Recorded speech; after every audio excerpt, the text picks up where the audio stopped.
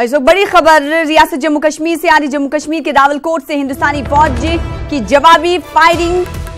रखचकरी इलाके में पाकिस्तान के 3 फौजी जवान हलाक किए गए हैं। आपको बता दें कि फायरबंदी मुआहदे की लगातार पाकिस्तान कोशिशें करता है और आज रावलकोट से खबर यह है कि हिंदुस्तानी फौज की जवाबी फायरिंग में रखचकरी इलाके में पाकिस्तान के 3 फौजी जवान हलाक किए गए हैं।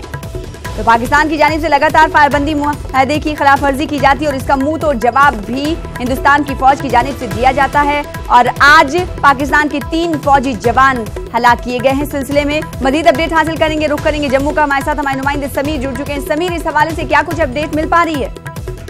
देखिए, बिल्कुल आपने सही कहा। 3 जो पाकिस्तानी है उनको, जो पाकिस्तानी फौजी है उनको हलाक कर दिया गया है हिंदुस्तान की जवाबी कार्रवाई में। और दर्जनों लोगों को, जो फौजी है उनको जख्मी हुए हैं हिंदुस्तानी कार्रवाई में।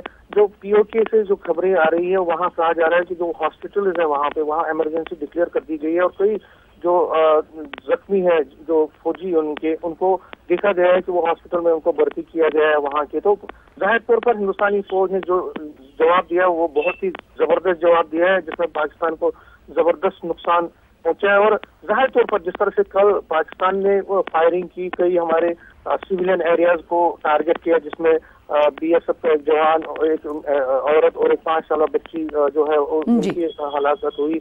तो उसके बाद जो हिंदुस्तानी फौज ने उसका जवाब दिया और जबरदस्त जवाब दिया है। और अभी भी वहाँ पे फायरिंग चल रही है रावलाकोट और बालाकोट सेक्टर्स में।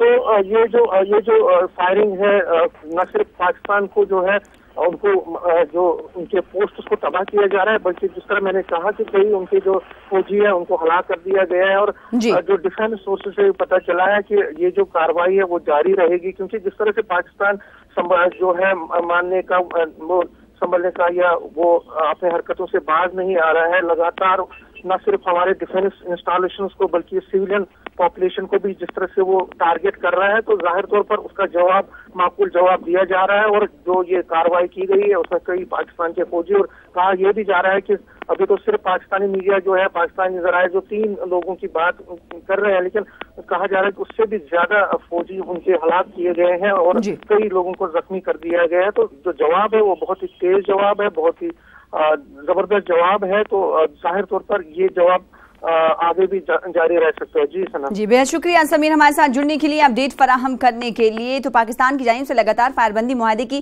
खिलाफ वर्जी की जाती रही है और इसका मुंह तो जवाब हिंदुस्तानी फौज देती है। और आज इसी जवाब में पाकिस्तान के 3 जवानों को हलाक किया गया है।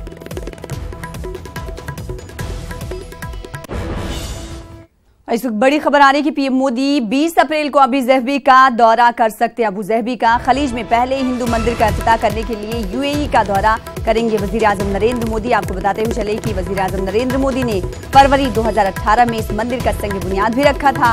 अब इफ्तिताह के लिए वजीर आजम नरेंद्र मोदी अबू ज़हबी का दौरा करने वाले हैं। अबू ज़हबी के वली अहद के जरिए अतिया की गई थी 55,000 मुरब्बा मीटर की जमीन। स्वामी नारायण फिरके की जानिब से यह मंदिर तामीर किया गया है। इस वक्त बड़ी खबर आपको देते हुए चलें कि पीएम मोदी 20 अप्रैल को अबू ज़हबी का दौरा करने वाले हैं। खलीज में पहले हिंदू मंदिर का इफ्तिताह वजीर आजम नरेंद्र मोदी करेंगे, इसलिए ये दौरा कर रहे हैं। और आपको बताते हुए चले कि इससे पहले फरवरी 2018 में वजीर आजम नरेंद्र मोदी ने इसी मंदिर का संग बुनियाद रखा था। और इसके बाद अब यूएई का दौरा एक बार फिर से वजीर आजम नरेंद्र मोदी इस हवाले से कर रहे हैं कि इस मंदिर का इफ्तिताह वजीर आजम नरेंद्र मोदी के हाथों हो। जम्मू कश्मीर को खुसूसी दर्जा देने वाले आर्टिकल 370 को चैलेंज करने वाली अर्जी पर सुप्रीम कोर्ट आज समाअत कर सकता है। सुप्रीम कोर्ट के चीफ जस्टिस रंजन गोगोई समेत 3 जजों की बेंच एक पीआईएल पर समाअत कर सकती है। सुप्रीम कोर्ट में अर्जी सीनियर वकील अश्वनी उपाध्याय ने दाखिल की है।